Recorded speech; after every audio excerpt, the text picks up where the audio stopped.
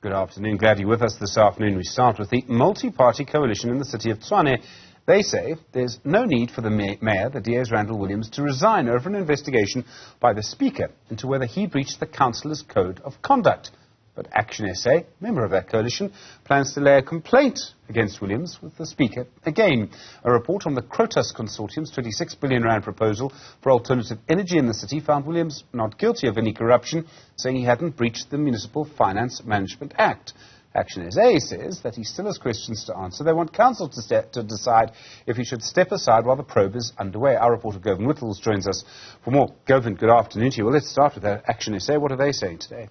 Well, essentially, they've accepted the report outcome, which states Randall Williams is not guilty of corruption when he received this unsolicited bid for R26 billion alternative power generation program. Essentially, it would have meant gas turbines at an old Tshwane power station. They wanted to plug it in to alleviate the load-shedding burden on the city. That was unsolicited. He didn't go out there and ask for it. That's according to the report on what happened. But ActionSA is saying that if you look further back to 2015, there's correspondence between Williams and, they allege, people of the Bid Adjudication Committee. So they're saying that there is still something to uncover here. That's the basis upon which they'll write to the Speaker of the Tshwane Council to look at whether Williams's discussions with other council officials actually constituted a breach of the councillors' code of conduct. Now that's interesting because ActionSA then says Williams would be sitting in office with the people in the Speaker's office who were investigating him, and that would perhaps form the grounds for the Speaker to decide whether he should step aside as the mayor while this is happening. Now, they've called for Randall Williams to go before, not without any basis before, because there wasn't any report outcomes. Now they say that it looks like an investigation by the Speaker would warrant this. I spoke to ActionSA's Gauteng chairperson, Bongani Baloyi, about this, and he made it pretty clear that they have issues with the outcome of their report into the Krotas consortium's proposal. Let's take a look. Look, I think we met over the weekend to consider the outcome and from the legal opinion, which we differ with in some respect, but we accept.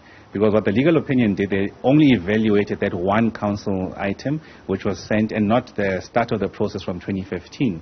So part of the recommendation is that the mayor will refer himself to the Speaker for a process to clarify that, and will also send an official complaint, ensuring that the council process looks at from 2015 when the matter arose to at the point where we intervened in council.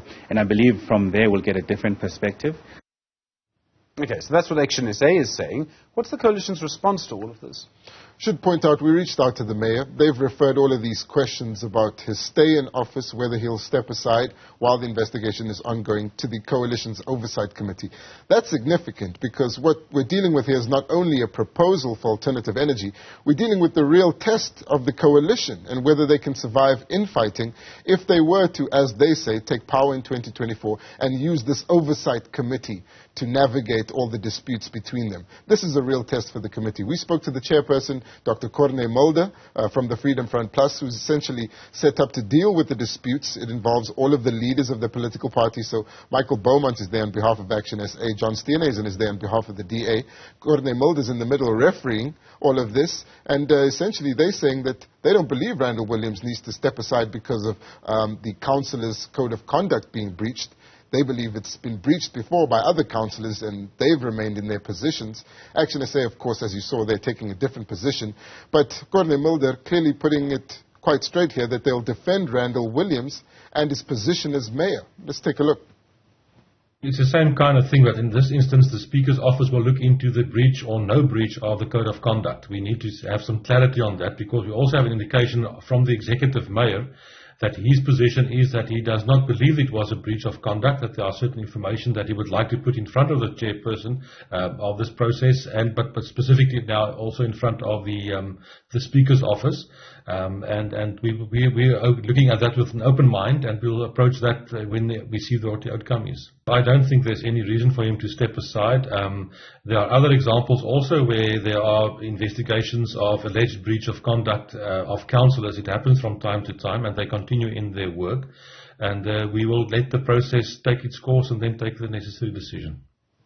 So, Govan, we have a member of the coalition lodging complaints against the mayor of the coalition that they're a member of in what, for the moment, is the most stable metro in Gauteng because of what's happening in Joburg and Ekurhuleni. Have I understood that correctly? Yeah, that's pretty much it. And the Tshwane coalition is the most stable because they govern with 3 votes.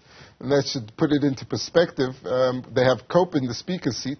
Some rumors about unhappiness with the Cope speaker in the Tshwane council, but unwillingness to move against him because of the precarious nature of the coalition. We put it directly to ActionSA on their position towards the coalition. They've said that they still have confidence in it. They've described the relationship as stable. That's reassurance ahead of the election of the Ekurhuleni mayor tomorrow, where the DA knows it can count on ActionSA's votes, especially if the EFF abstains, and then the mayor will get elected with a simple majority. But essentially, the complaint still has to be laid. And exactly how hard ActionSA will fight over whether or not the mayor should step aside while he's being investigated by the speaker will give a good indication of where the coalition is going in the future. Despite all this fighting, it does seem like they're committed to making it work, especially in Tshwane, where they don't face the risk of being unseated by the betrayal of just one party. Govan Whittles, thank you very much indeed. So much more to come in our local municipalities, so much more to come in our national politics. Well,